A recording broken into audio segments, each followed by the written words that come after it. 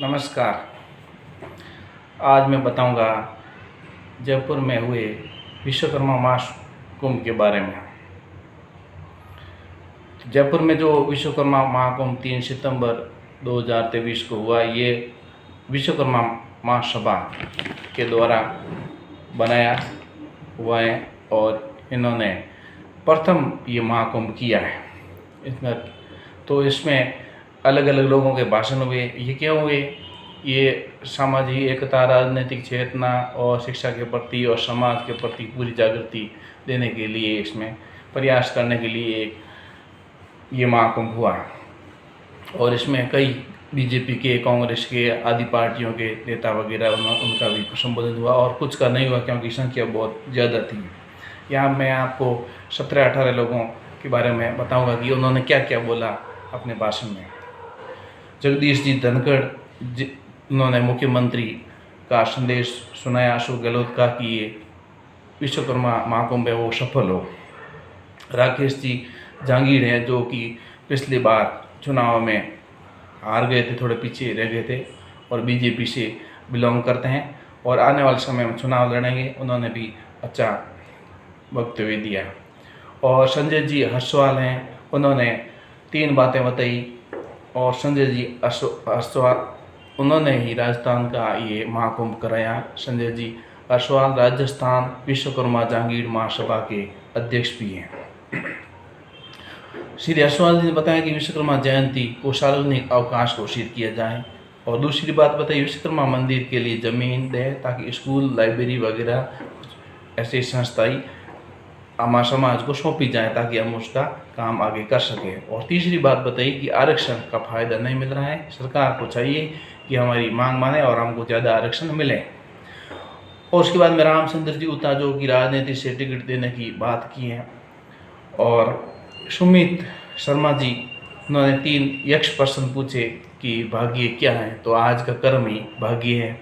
और दूसरा, कर्म संगठित होकर के करेंगे तो उसमें एकता रहेगी। और उसके बाद में उन्होंने कहानी सुनाई कि एक पिता था, उनके 5 बेटे थे और 5 बेटों ने आपस में लड़ते रहते, कोई संगठन नहीं था। और फिर पिता ने प्रयोग किया कि कैसे उनको सुधारा जाए, तो लकड़ियों को तोड़ने को कहा। अलग अलग 5 लकड़ियाँ थी तो तोड़ी और फिर बोला कि इसको अच्छा गांठ लगा करके रस्सी से बांध दिया जाए तो ये मजबूत संगठित हो जाती हैं। और फिर उन्होंने अपने बच्चों को ऐसा संगठित होने का एक कहानी बताई।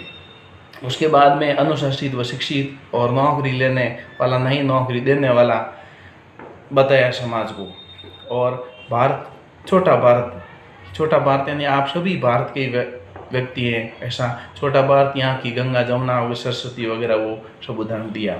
उसके बाद में विजय जी छत्तीसगढ़ से कांग्रेस से बिलोंग करते हैं और शिक्षा, राजनीति और संगठित 3 चीज़ों के बारे में समाज को आगे बढ़ने के लिए कहा। और उसके बाद में 7वें नंबर पर राम गोपाल जी ने आरक्षण की बात के आधार पर राजनीतिक अराजकता की बात की और उसमें समाज को हिस्सेदारी देने की बात कही।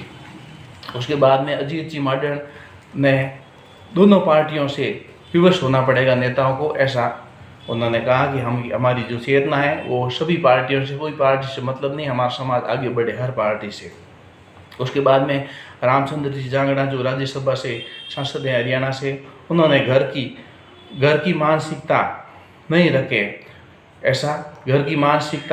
रखें ऐसा करके उनको मतलब कोई भी मनमुटाव नहीं रखे घर में, और हम सब एक हैं, संगठित हो और आगे बढ़ो।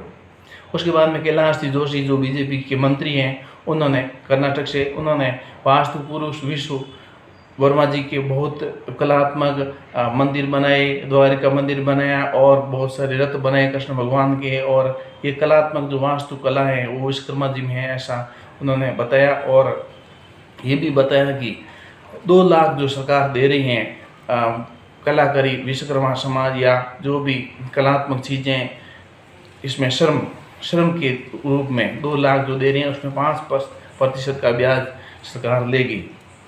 तो ये विश्वकर्मा कौशल विकास के द्वारा ये 2 लाख का लोन दिया जाता है, तो इसका फ़ायदा उठाएं। उसके बाद में उन्होंने बताया कि भारत तेज़ी से इंफ्रास्ट्रक्चर बढ़ा है, इसमें इंफ्रास्ट्रक्चर निर्माण के लिए और बढ़ोतरी होगी तो 5 सालों में, और इसलिए हमारी अर्थव्यवस्था है जो कि हमारी 65% हमारी अर्थव्यवस्था में लेबर कि दूसरे देशों में लेबर कम है, भारत में लेबर ज़्यादा है। भारत की लेबर 65% है। उसके बाद में भंवर जी कुलरिया जो भामाशाह हैं और उन्होंने प्रथम महाकुंभ किया है ऐसा बताया और मारवाड़ी में भाषण दिया। और भंवर जी कुलरिया, फिर शंकर जी कुलरिया जो कि केंद्र सरकार से राजनीतिक भागीदारी बनाने की बात कही, और इन्होंने समाज के लिए, खाने के लिए और व्यवस्था के लिए काफ़ी सहयोग भी दिया भामाशाह होने के कारण। उसके बाद में बीच में प्रेम देवी बिछड़ गई और महावीर से निवेदन किया माइक से कि वे जहाँ भी प्रेम देवी हैं वो स्टेज पर आ जाए और महावीर जी उनसे मिलने हैं, क्योंकि बहुत सारे लाखों लोग इकट्ठे, 2-5 लाख इकट्ठे हुए, पता नहीं कौन गिनती किया, लेकिन ज़्यादा लोगों में बिछड़ने का भी बहुत डर है। उसके बीच में 2 बार लोगों के पैसे कहीं गिर गए और वो पैसों के लिए अपील की गई, पैसे किसी के लेके जाएं, अपना आईडी वगैरह प्रूफ या जो भी कारण बता के, उसके पहले और किसी के पैसे गिर गए। तो ऐसा ही है, बड़े बड़े प्रोग्राम चलता है। उसके बाद में एक हरियाणा से आए, उन्होंने कहा 100 सोनार की 1 लोहार की, यानी कि हमारा जो मकसद है वो बहुत संगठित होकर के करने का है। उसके बाद सांगाराम जी रिटायर्ड डीजीपी ने 5 कांड बताए कि एक मकसद है एकता और संगठन का, और दूसरा है शिक्षा, तीसरा आरक्षण, और चौथा जनसंख्या जो कि उनकी गिनती होनी चाहिए, हम कितने लोग हैं उसकी गिनती होनी चाहिए, और 5 राजनीतिक सीटें मिले एमएलए और एमपी में आने वाले चुनाव में।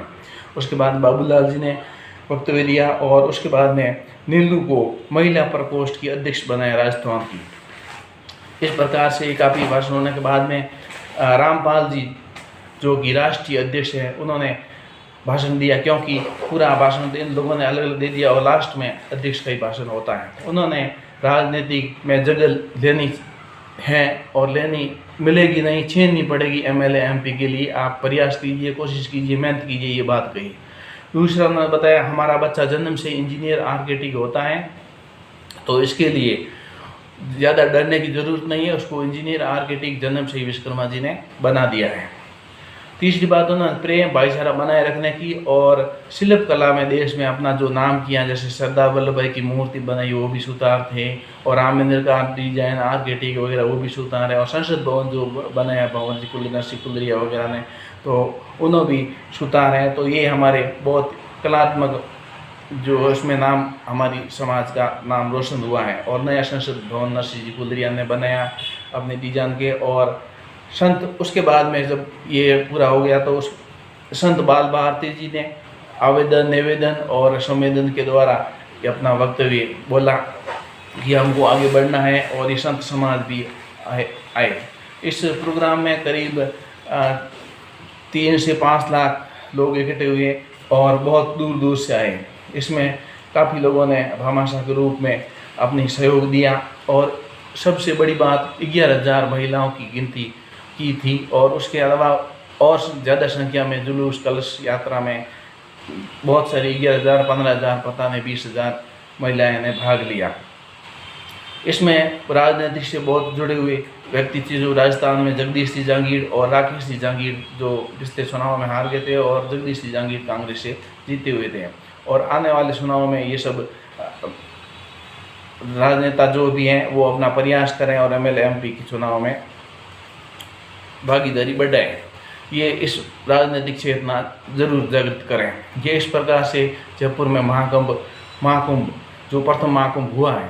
अब इसमें आगे ये घोषणा की कि चुनाव जल्दी हैं, तो उससे पहले एमपी, छत्तीसगढ़, हरियाणा, पंजाब आदि प्रदेशों में जहाँ भी जहांगीर विश्वकर्मा समाज है वहाँ पर और महाकुंभ किए जाएं, ताकि हमको और जागृत राजनीतिक सामाजिक चेतना मिले। दूसरा, इसमें संबोधन में बहुत कम लोग, 20 लोग के करीब संबोधन हुआ, और ये होना चाहिए कि और संबोधन होए, क्योंकि 50 लोगों बाहर से, दूर से, दुबई से, बाहर से और भी कई बड़े लोगों, सबका भाषण हुआ भी नहीं है, तो करीब 50 लोगों का भाषण होना चाहिए 3-3 मिनट का। तो इसमें और भी वो है, उनका भी कुछ वो अलग कुछ बात बोलते हैं।